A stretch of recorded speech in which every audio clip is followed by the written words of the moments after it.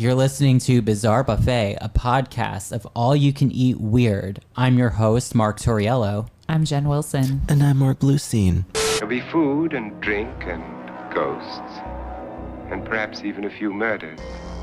You're all invited. When we first went in, one of the people said, "Who are you?" And Tex said, "I'm the devil, and I'm here to do the devil's business." Hello. Hi. Hi. Welcome. You're listening to another episode of Your Baby is Ugly, starring me, Callista Flockhart. Welcome. And me, Sarah Jessica Parker. I love your work. I hear you're terrible, though. I am. And who are you? I'm Baby Bop from Barney, bitch. Oh, we Hey, baby love Bob. We love How's it going? Wow. But, like, okay, so this is episode 34. This is 34. And let's also just like take a moment to say happy 1-year-old's birthday to Bizarre Buffet. Oh my God. It's been a year I know. since we've brought our crazy, demented universe into your ear holes and into your soul holes. Yeah. Welcome. Wow. It's. We love it. And this just started as like some little silly hobby we were gonna do. We didn't. I know. We didn't know what was gonna happen. We didn't. And now we're in the homes of so many people, so many demented souls just like us. All over the world. Jinx. I mean, God, I wish I had the list in front of me, but we want to thank all of our listeners. I mean, we have the UK, Canada, Australia, Korea. Love Korea. Love it so much. Love the Pyongyang Hotel. Yeah, Pyongyang. Pyongyang Hotel. Yeah, I said it Hotel. right. Yeah. Sri Lanka. I mean, Romania is on our list now. We're everywhere. United States. God, who cares about that? Exactly. But yeah, But also, it's just nice to be able to see your faces because we upgraded. we did. We Yeah. got the Bizarre Buffet headquarters got a very nice upgrade. It's a round table, and we can all look at each other. And now Jen and I have to get a physical barrier so we don't like an actual additional wall to block us so we don't make each other laugh the whole time, and that way I don't have to go through hours of outtakes. If only you could hear some of the outtakes. Oh my God, I know. And if you're so bold and support Patreon, you might hear some at some point. Well, anytime we get serious, these two have to laugh. I know. But I laugh too. I know. But it sometimes will take us 10 minutes to get back into To get it together. Yeah. I mean, baby's out the window. Amputees on roller coasters. Yeah, I know. But I remember It's hard. I remember It's our very hard. first episode. It was like before we had like professional microphones and like the yeah. switchboard. We did it. I think we did our first episode on our iPhones. We and did. We did. And I called in. You called in. Anchor. And like Mark was in the bedroom in our old apartment. I was in the living room because like I guess the microphones were creating some sort of like noise, and Jen was like 5 towns over. But you and I on could her never phone. hear each other. Remember No. Oh that? yeah, Jen and I could never hear each other. We're like, Jen, can you hear me? Can you hear me? I don't think she can fucking hear me. And then I would hear, Jen, and she'd be like, Mark, and she'd be like, I hear Mark, I hear him. I don't hear her. I can't fucking hear her. And this is literally my plight in life, where I am like the middle person who hears everybody, but other people can't hear each other. Yeah, it was. It was really a journey. And then Jen had a different microphone I know. where she couldn't actually hear herself. Oh yeah. And sometimes it'd be like, fuck this, I gotta just call it. I know. We came a long We've come way. a very long way. And now we have a circular table, guys. We did. I know. That I stole from a dead person's house. We got it from an estate estate sale. I know.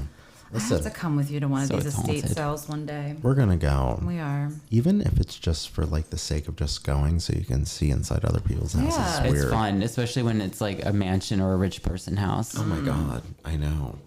So I'm curious, since you know, I know the three of us are like Pluto TV junkies. Love it.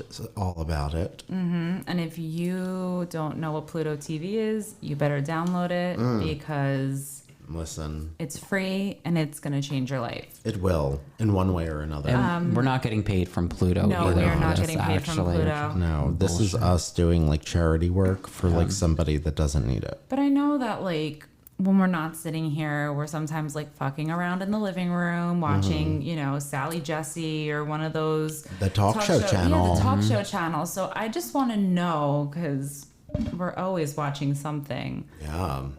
What is your favorite talk show? Oh God. Well, I mean, I have so many. Like early in the morning, like when I'm having my breakfast, I love my Jerry Springer. I do. I do. I love the sensational aspect. I don't care if He it's true or does. fake. I just love it.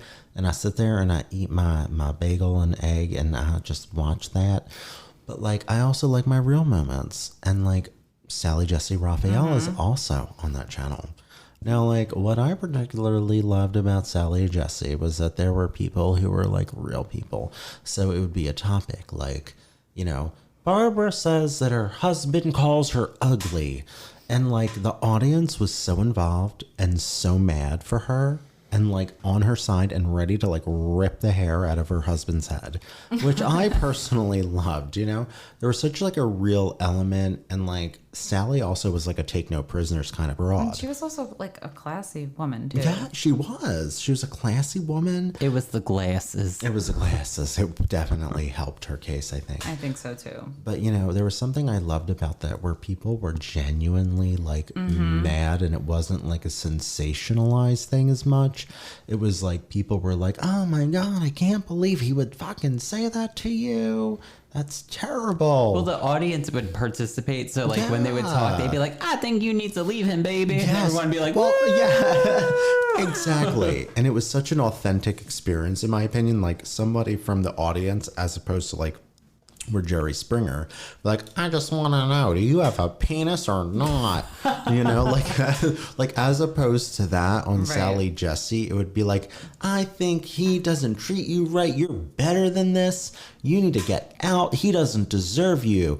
You know, and like everybody would be so excited and happy and supportive. So I just love Sally Jesse personally for that about you, reason. Mark? Too. For me, well, years ago, many, many years ago, there was a show on MTV and it was called Oddville. And it was kind of like a talk show, but not like a Jerry Springer type of format.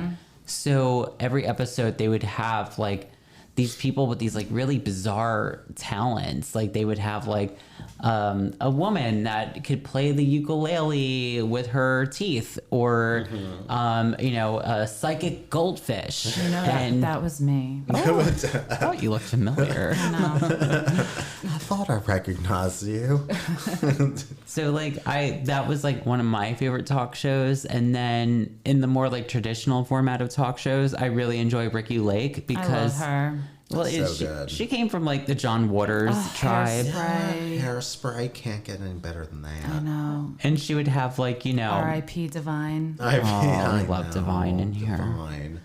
We're a sacred house for her. but Ricky Lake would have like, you know, I don't know, like people on the fringes of society, and she would celebrate that. So she never really made a mockery out of them, and you could tell she really enjoyed doing that show. Yeah, she definitely was one of a kind. Yeah.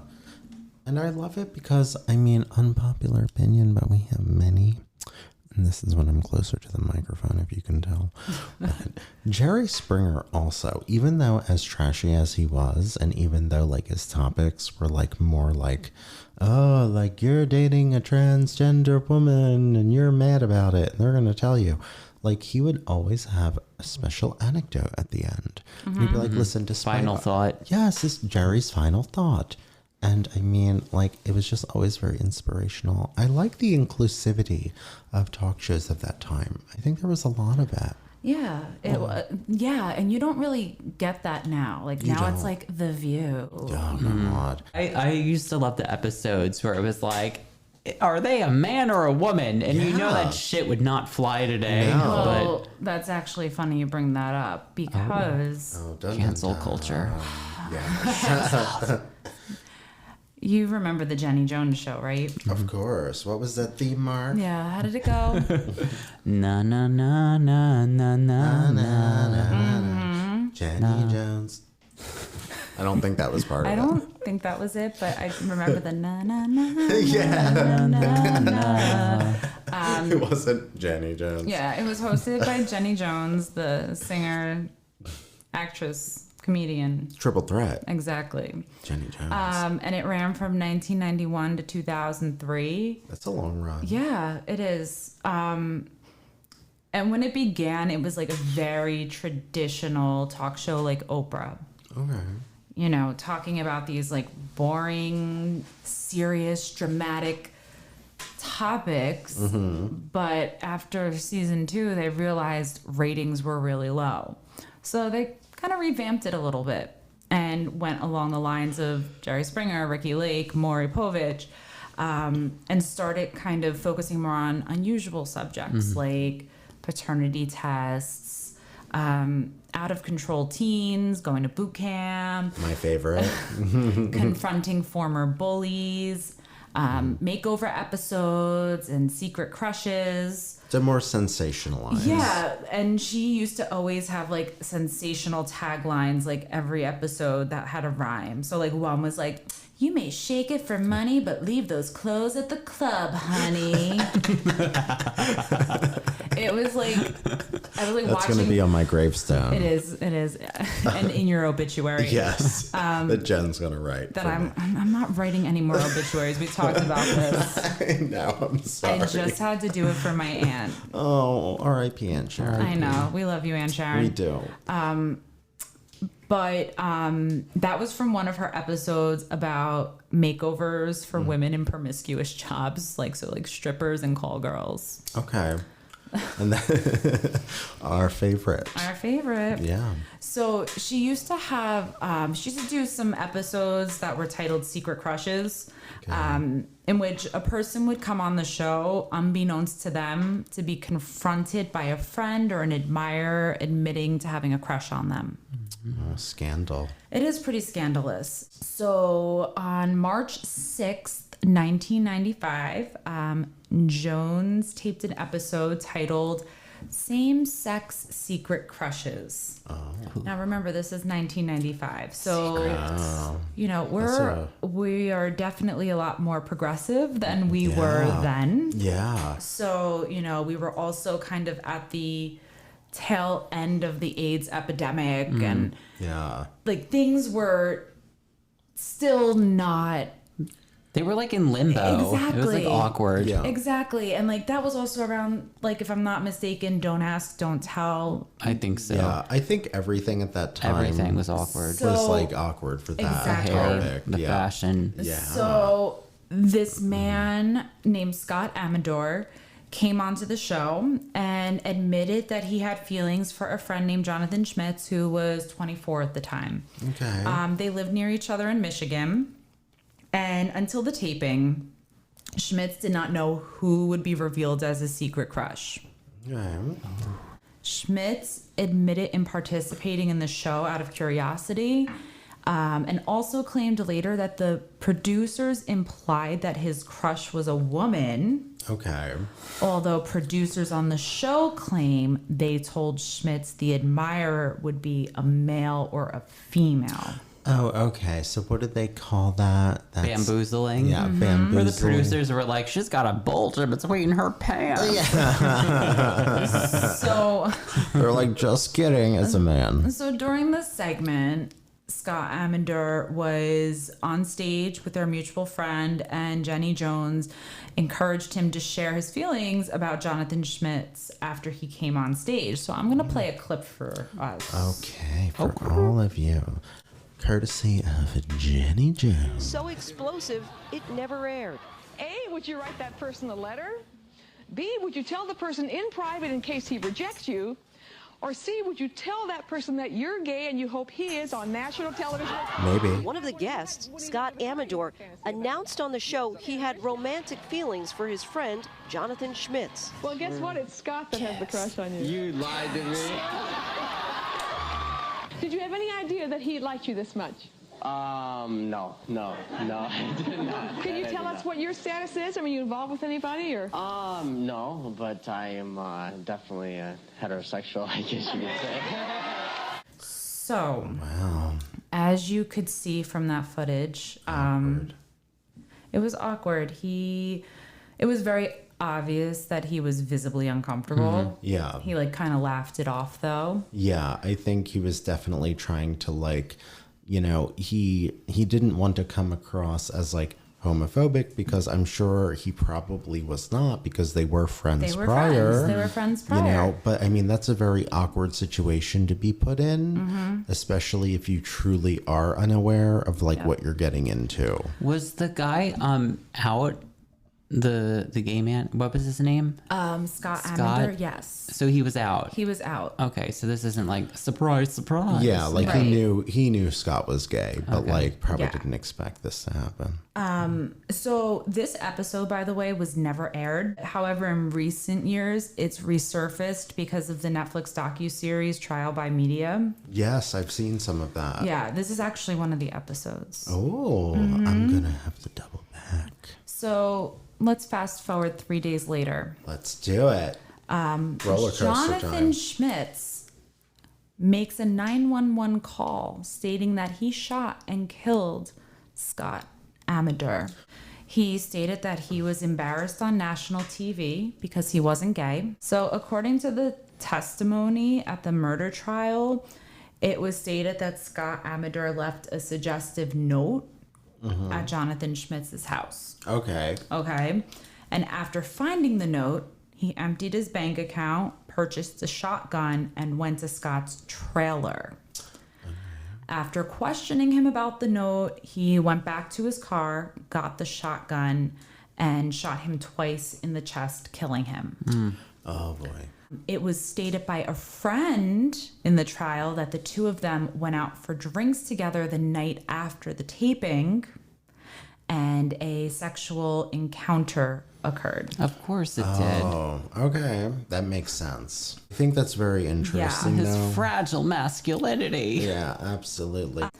Essentially, what wound up happening was the defense attorney argued that Schmitz was diagnosed with Graves' disease and had manic depression and was caused to commit homicide by mental illness and humility by the gay panic defense. And for those of you that don't know what the gay panic defense is, it's a legal strategy in which a defendant claimed they acted in a state of violent temporary insanity, committing assault or murder because of unwanted same-sex sexual advantages.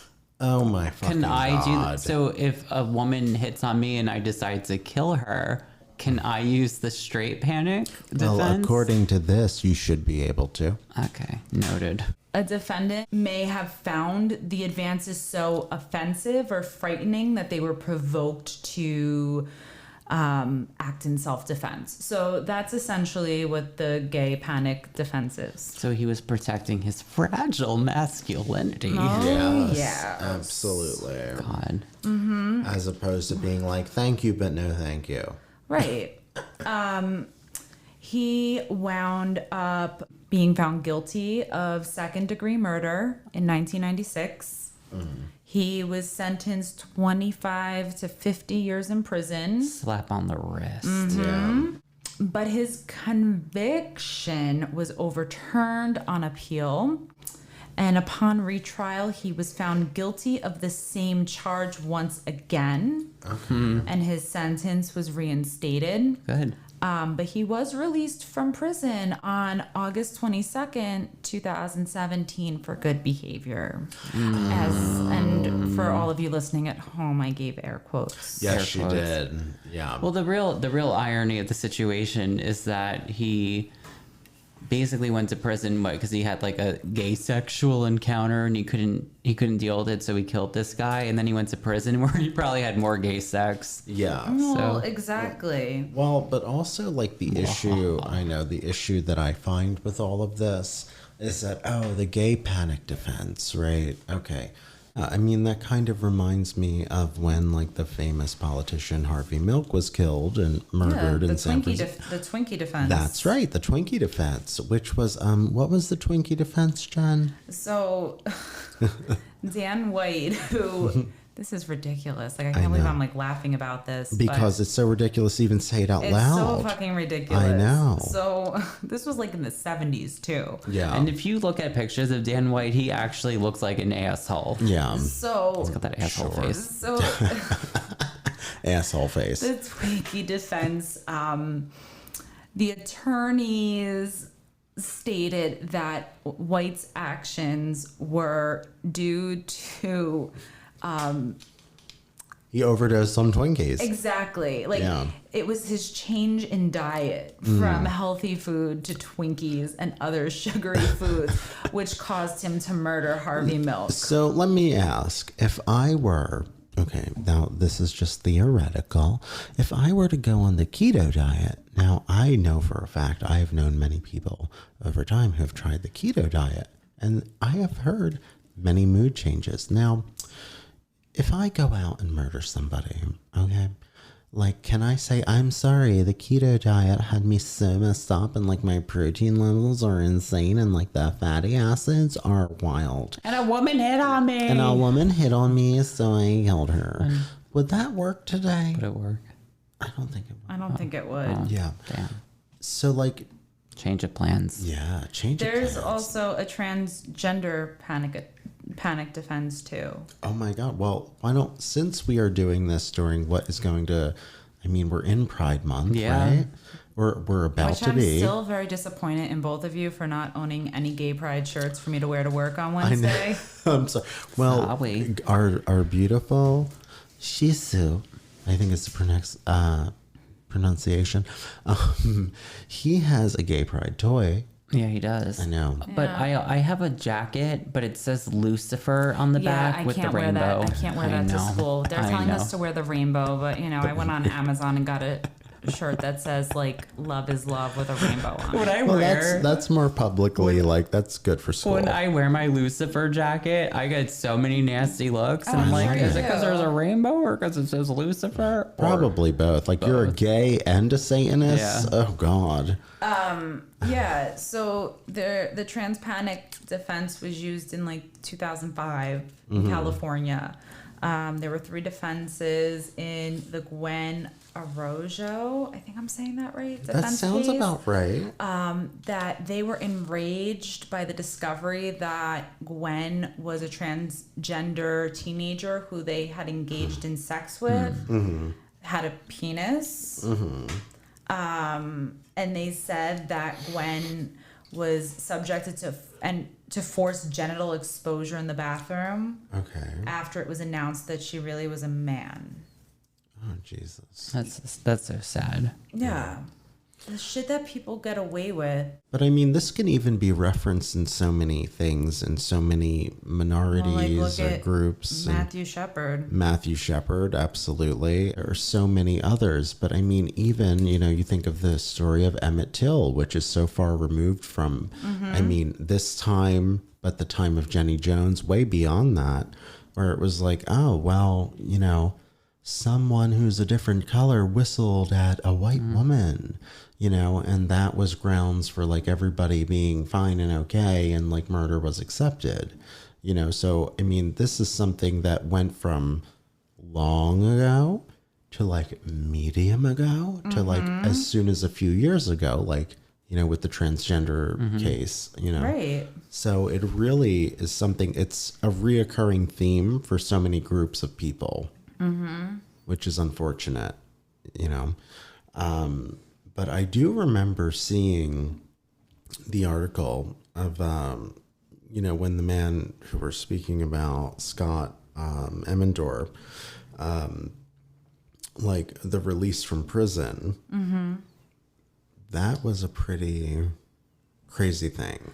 Yeah. So we're actually going to get there. Okay, I'm waiting. I can't wait. Well, I just wanted to tell you how the Emender family kind of, you know, reacted to all of this.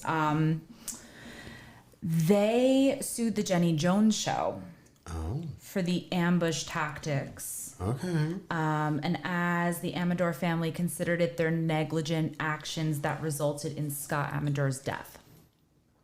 All right. And in May, the jury awarded the family over $29 million. Wow.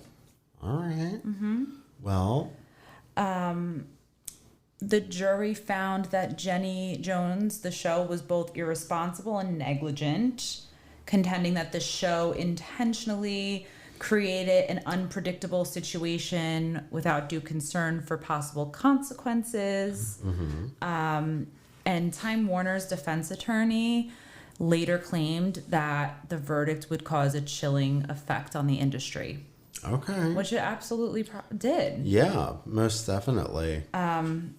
So where is Jenny Jones now? Where is Jen? Na na na na na na. That's top model. Where?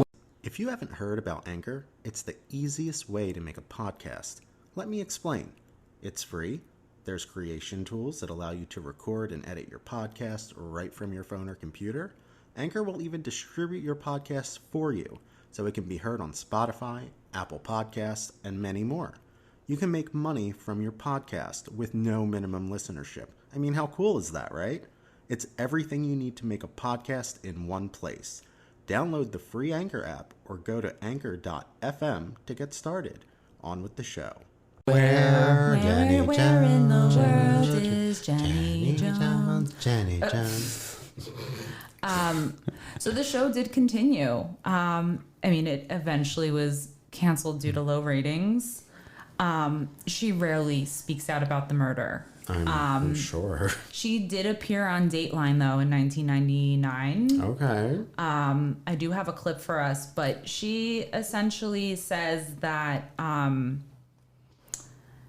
she's like, if I hear the word ambush one more time, I just want to scream because I knew that it wasn't. And then she said that Jonathan Schmitz, he could have chosen not to appear, or he could have told us last minute he didn't want to do it, and that he suspected it was a man and that it was Scott, the man who did have the crush who he later murdered, and he suspected that it was a man, and was asked the night before, and he said, "Scott, is it you?" And Scott said, "What if it is?" Oh. Well, and it's the... God. She also said that, apparently he said, "It's fine, I'm going to go for it. I don't care what anyone thinks." All right, so... And that apparently was his answer. And she also claimed that they left together. They left Chicago after the taping. They got on the same flight home and went for drinks that night together. Okay. Well, this is so involved, really, because it's the type of thing where, at the end of the day, my logical mind wants to tell me Jenny Jones is an employed actor, if you will, right? Mm-hmm. Her job is to be Jenny Jones, but, her show is not solely up to her to decide. Mm-hmm. Right. There are producers and... Exactly. There are so many people involved. And I do think that at the end of the day, is it or was it an ambush type of situation? Of course, I feel like a lot of people have probably encountered similar situations. Doesn't mean that it ends in murder. However, I think that it's, I don't disagree with all that she's saying because, I'm sure she was being attacked in the sense of oh, well, you should know. She's the one who's doing the executive producing, exactly, the talent scouting, the, the background check. Yeah. She's a host of a show. Yeah. But no, I do have a clip from her one and only interview. Oh, I love it. But it also goes into her at the trial. Oh, I'm so ready. Are you ready for this? I'm so fucking ready for this. On a 12-gauge pump-action shotgun and went to Amador's home. Minutes later, he called 911 and said he'd shot someone who had humiliated him on national television. Calm down, okay? Why can't you acknowledge the possibility that John Schmitz experienced humiliation here on your show? Because whether you meant to set it up that way or not. I was here. It didn't happen. Did you have any idea that he liked you this much? Jenny Jones says Schmitz reacted gracefully to Amador's secret crush. And she says Schmitz had been told his secret crush could be a man or a woman, though Schmitz responded that he wanted it to be a woman. He could have chosen not to appear. He could have told us last minute he didn't want to do it. He suspected it was a man. He suspected it was Scott, the man who did have the crush, who he later murdered. He suspected that man. He asked him the night before. He said, Scott, is it you? And Scott said, what if it is? And Jonathan said, that's fine, I'm going to go for it. I don't care what anybody thinks, I'm going to go for it. That was his answer. Although Schmidt's family testified he was devastated after the taping, Jenny Jones says the three of them left the studio together. They went back to the airport in the same limousine. They flew back to Detroit on the same flight. They weren't booked on the same flight. Jonathan asked Scott to change his flight to fly back with him. This is so important for me to get this. People don't know this. And she says that later that same night back in Detroit, Schmitz, Donna Riley, and Scott Amador went drinking together at this bar. They closed the bar. They went to Donna's house. According to Donna's testimony, Jonathan suggested a threesome with the three of them. How could this be a humiliated man if he was, if anything, pursuing the relationship? What neither Jenny Jones, nor her producers, nor her studio audience knew was that Jonathan Schmitz had a history of psychiatric problems and multiple suicide attempts. When you learned that John had a history of suicide attempts, for instance, did that catch you off guard? Did you think, oh, maybe he shouldn't have been booked? The people that came on the show with him were his friends. They thought he was well enough to do the show. Whether you say you're responsible for it or not, you had a brush with tragedy. How do you go about doing your show differently as a result? We don't do anything differently because we don't feel there was anything to change. We do the same kind of show. We check the guests out the same way that we do. We haven't changed a thing. So you would do it again? Absolutely. I think it's a great topic. Until now. Yes, Jenny Jones. Listen, I would like to say this, that I consider myself to be a very fair person. And while this is a great, terrible fucking tragedy, I don't think it's fair to find one person ever in any situation and be like, you're the cause of this. I'm sorry, she's a fucking host of a goddamn show. But also, they're like, come on. They're like that guy. Well, but okay, playing devil's advocate though, like, isn't Jerry Springer like his own producer? Like, isn't he the creator of the show? Like, I'm pretty sure that Jerry Springer. I feel like, depending on who the talk show host is, they have, I'm like Oprah Winfrey like ran that show herself. Yeah. You know what I mean? Yeah. So like, I don't know, like how much did Jenny Jones have, like, yeah, and I mean, how much of a hand did she have in it? And listen, you know, even if she did have more of a hand in terms of production or topics, or like if she were the one to, as they say, like give the green light, be like, yes, go for it. You know, it's so hard, and I can compare it to like current day, where there are so many things where now everybody has to constantly think so deeply into every single thing they say, and how every single thing in every single moment could make some sort of difference. And like, while I think it is important to be considerate of other people and to not be rude or to, like, I don't know, cause unnecessary damage, I do think that entertainment is entertainment. And if you're agreeing to go on a show and you have a friend who is gay, and, you know, there are all these working elements, I kind of find it hard to believe that, you do have to pretty much sign off on it too. Yeah, absolutely. I mean, I don't know what it was like then, but I know for a fact now, like, if you're going to physically go and speak on television, you have to sign off on it. Yeah, there's like a 90 million forms, I'm sure. So I actually I have another quick little clip, and it's... Yes, I love it. It's Jenny Jones at the trial. Oh, bring it on. So just remember everything that we just heard her say. Okay. And then let's do this. Yeah. This is her at the trial. Absolutely. I think it's a great topic. Until now, Jenny Jones wasn't able to answer her critics on advice of her lawyers. But a year ago, she faced a jury in the Jonathan Schmitz murder trial, better known as the Jenny Jones trial. We replayed parts of her testimony for her. There were a total of 6 separate segments, is that correct? I don't remember. Can you tell us what occurs on the show during those segment interludes? If you know. On that particular show? Yes, on that particular show. I don't remember. Do you recall having conversation with your producer or associate producer regarding how they obtained guests for this show? No. Can you kindly describe for us what it is you discuss in that briefing? If you can recall. Pertaining to this show. Oh, I have no idea. You know, I think there are probably so that was after the interview. That was done after the video that we had just watched before. That was done before. So this was from a segment on Dateline. Okay. So they were replaying her at the trial. Okay.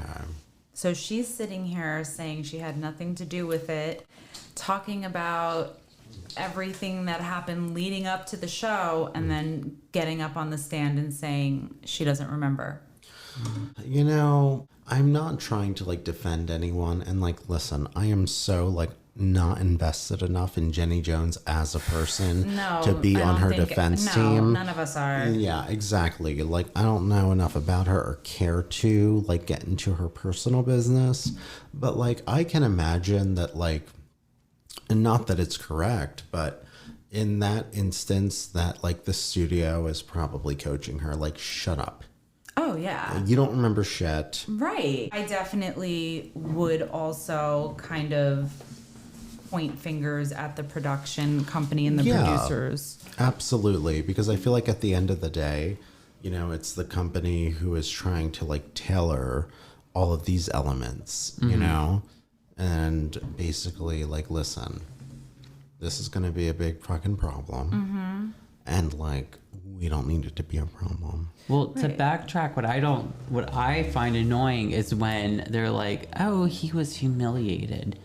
It's if you're humiliated because someone of the same sex said that they had a crush on you, I think you're ignorant. Yeah. But him, I agree. So the two of them were friends, and they met through this woman Donna, who was on the show with Scott. She was sitting there with Scott when Jonathan came out. Isn't she the one who set up this show segment or wanted to get it started or something?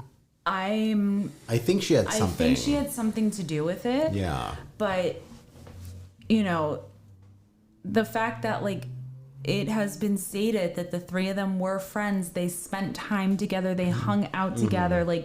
This wasn't some random person. Yeah. This was someone that he's essentially known for a couple of years. Yeah. And they've been close friends. And it's, yeah. Yeah. So it's not oh my God, I had no idea you were gay. Right. And I think it's a little, it's a little different, especially at that time where everything was so much more taboo, and where I feel now, at least one would hope that now, if a gay man says that they have a crush on somebody who's straight, that we have progressed enough as a society where murder isn't what you go to. You're just oh my God, I'm sorry. I'm just I'm attracted to women, or I'm attracted to whatever. But if I'm not mistaken, Sally Jesse used to do this too, right? With the crushes. Yeah, I mean, I feel like they all have. Yeah. I remember we were watching one where the girl was I got us both necklaces. Yes. And it's half of a heart and I have the other. Well, exactly. But here's, okay. She got it from a claw machine. A claw machine. Yeah, those are funny. But okay, so let me use that as a perfect example to piggyback, right? So even though, let's take being, gay or queer or trans or anything out of the equation. That could be oh my God, I'm so embarrassed that my friend who like, you know, you might be a straight male and Yeah. a straight female. You're like, oh my God, I'm so embarrassed that she said that she's in love with me on TV and I don't want anybody to find out because I'm not attracted to her, or like, blah, blah, blah. And then you kill that person. Like, that wouldn't be acceptable. And I'm sure you would go to jail for the rest of your life. So it's all so fucked up. You know, things are always eternally fucked up, I think is what it comes down to. So, yeah, pretty much the show was canceled because of poor ratings. But the final episode was like 1 year after the civil lawsuit decision was overturned. Oh. Yeah. Interesting. She did not return to television, but she has remained active online. Oh, does she have an Instagram? She has a YouTube channel. Oh, yay. And a cooking website, both called Jenny Can Cook.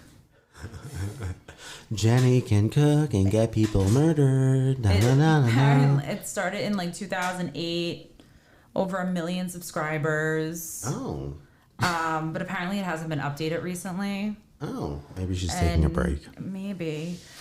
She also released a cookbook in 2006 called Look Good, Feel Great. Oh my God, I would love to look good and feel great. And she apparently released a memoir in 97 called Jenny Jones, My Story. Wow. Well, Do you think she talks about the murder? I don't know. But Well, I want to call Jenny Jones people and be like, hey, I just need you to tell me, does she talk about the murder in the book? Because otherwise I'm not wasting my fucking money. Well, that's exactly it. Like, I just finished listening to Drew Barrymore's audiobook and was a little disappointed that she didn't go into detail about partying as like a 13-year-old at Studio 54. What the fuck? And being addicted to cocaine. Like, she alludes to it, but like, I wanted that, like, that was what I wanted to Listen, hear. if I know that you're a 12-year-old with a coke addiction in the 80s at Studio 54, you better fucking bet your fucking little ass that I want to know. That's exactly why I wanted to fucking listen to it. Well, Drew Barrymore, fuck your publicists. They suck.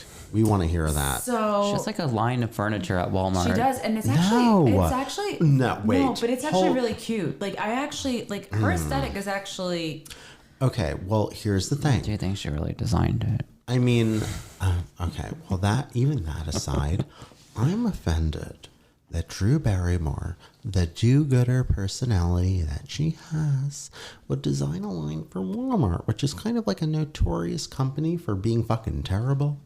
Am I incorrect? No, Walmart is like the worst. Okay, I just wanted to double check. Bad business ethics. Yeah. yeah. Fuck you, Walmart. Okay, well, all right. I'm sorry. I shouldn't have opened that can of worms. I'm sorry. No. So, where is Jonathan Schmitz now? Many would like to know. A mobile home? Does he work in a gay bar? I hope so. After 22 years, he was, like I said earlier, air quotes, released in 2017 for good behavior. He didn't kill anyone else. Okay. But he keeps a very low profile. There are actually strict rules that prevent him even from shifting residence. For an allocated time. And he lives with his family out in Michigan in their family home. But apparently he and his family still get media attention, like getting pictures taken of them and stuff. But like, I just saw the other day, like, another perfect example of somebody keeping a low profile, Casey Anthony. Did you see that? That she went out to a bar in Florida and people were like throwing drinks at her at the bar?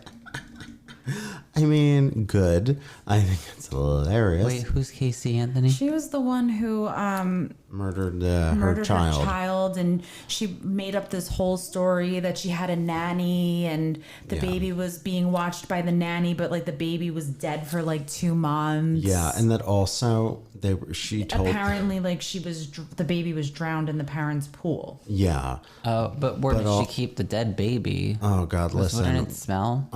That's a whole other episode. I know, but gotcha. One of the funny, crazy elements there is that she told the police, she was like, yeah, I work for like Universal Studios. And they were like, okay, bring us. Why was she the shark from the Jaws? On the Jaws ride? She was the one that put the shark under the water. She controlled the button. So funny. Thank you. I try. But she told them, and she was like, so she brought the police there, and she was walking them through, and she was like, yeah, this is my office, and like da. And then like they got to the end, and like they were like, okay, and she was like, I don't really work here. I know.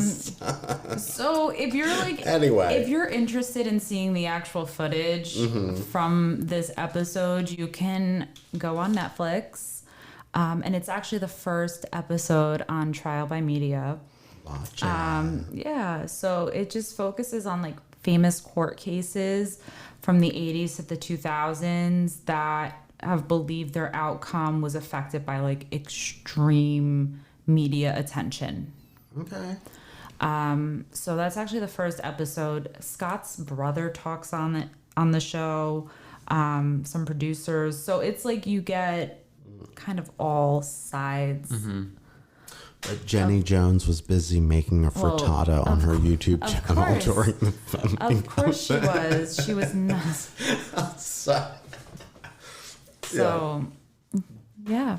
Wow. I know. I mean, I know we're all joking about it, but it's terrible. It That's is really terrible. sad. No, it's really fucking sad. And like I feel for, like, I don't know, part of me feels for everybody in this situation, but like at the same time, like if you were told that your admirer could be male or female and they wouldn't tell you, and you knew you wouldn't be comfortable if you found out it was a male, like, wouldn't you not just decline? Exactly. Yeah, just decline. Well, and that's it. You know, I'm sorry. Like at the end of the day, I think the sole responsibility falls onto, you know, the person who committed the crime because, and you know, I don't think they get paid for being on the show. It's not like maybe they're getting flown out. Yeah. Yeah, like a free trip to California from Michigan or whatever. It filmed in Chicago. Oh, well, you know, Not car that ride. far. Exactly.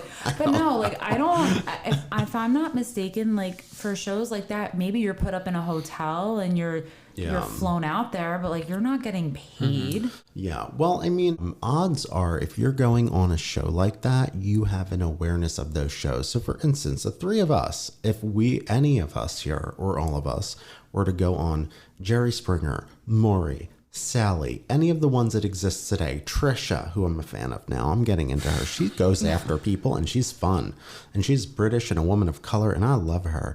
But anyway, going back to this. So if you're going on one of those shows, you know what the fuck it is that they do. Yeah. You know that this is not 2020 investigative journalism with like people who are, you know, esteemed journalists. Like this is a gossip rag of television. So if you're going on, you should have an awareness that anything can fucking happen. If it is true, whether or not it is true that they told him, like, listen, it could be a man or a woman.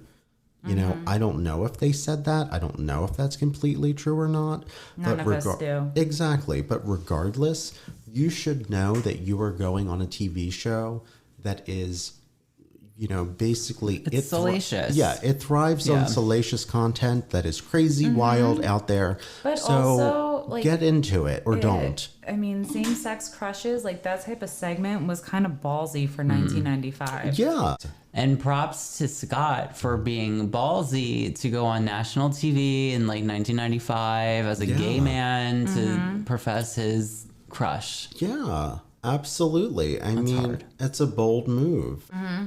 So just quick question for you guys. So that night where they got the drinks at that bar or what have you, did they like get it on?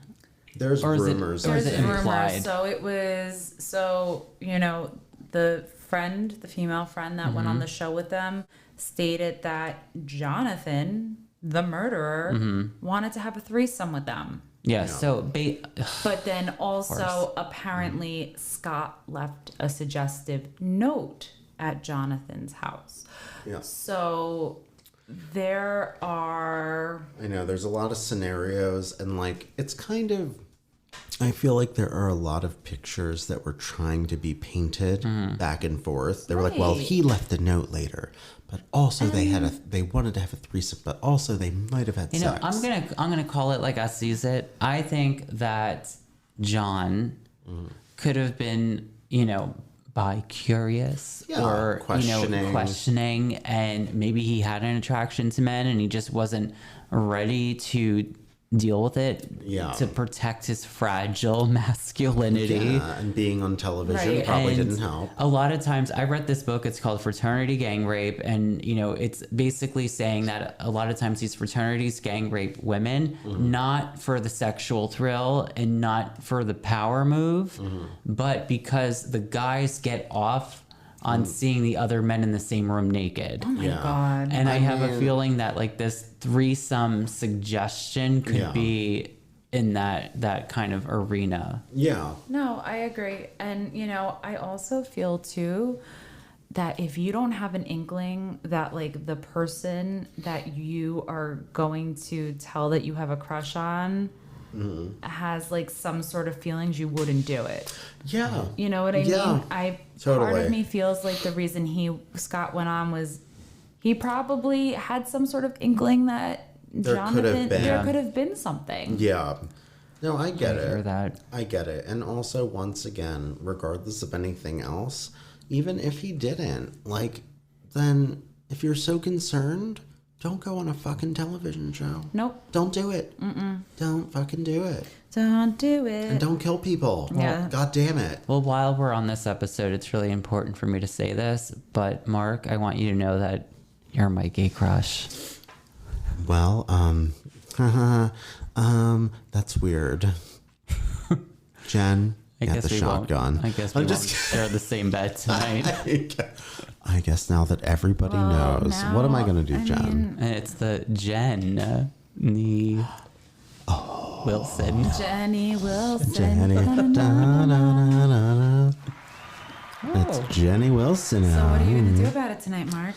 Well, God, I guess now that everybody knows that we're gay, I'll just have to deal with it. Everybody just found out? Listen. Oh my goodness. Listen, where's my Twinkie defense? Mark. That's I'm right rude. here. That's rude of me. No, I'm not a twink anymore. No, you're not a twink. You're a twonk, I'm as a they twonk. say. It's a I have twink a honk. mustache. Yeah. I'm thick. Yeah, thick. That girl's coalition. Well, that was fun. That was so much fun. That was a great topic, and I think especially with Pride Month being here, Yes. you hit the nail on the head. Good work, Jen. Well, also, there was one night I couldn't sleep, so I put Netflix on at 3 a.m. You and were I put inspired. Trial by the Media on. And Well, listen, and that's what that's what happens, right? I think these stories are very important, and they're important to keep alive. And, it's a very appropriate time, so you did so well. I know, very ironic. Yes, I know. What?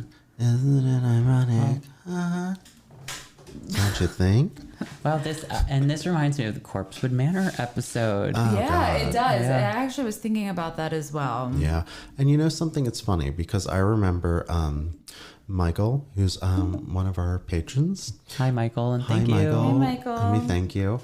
I remember he commented to us one day when he was visiting, and he said how that episode really affected him. And he thought it was like a really important story, and he didn't know about it. So, it's nice to know that, these kind of fringy, if you will, topics or stories are appreciated by people. And it's nice to get them out there. So, Jenny Jones Wilson. Yeah, make sure you just follow us on Instagram at Bizarre Buffet. Bizarre Buffet. And we have a Facebook page, which if you're of a certain age group and you're on Facebook, is facebook.com/Bizarre Buffet Podcast. And if you're feeling generous, the giving spirit, like our Lord and Savior, Jesus Christ. You can follow us on our Patreon and give. What's our Patreon? Our Patreon is patreon.com/Bizarre Buffet. Wonderful. That's so wonderful. Thank you so much for listening. Thank y'all. you. Thank you. I'm Jenny Jones Wilson. Jenny. And my name is Maury Povich /Connie Chung. Oh. Yeah. I'm Bob Barker. Oh. Oh, we love The Price is Right, Bob. Oh, why don't you come up and spin the wheel sometime? Oh. All right. All right. Have a good night, everybody, or a good day, or good afternoon. Or... That's right. And subscribe. And subscribe. Appreciate, support us. Goodbye.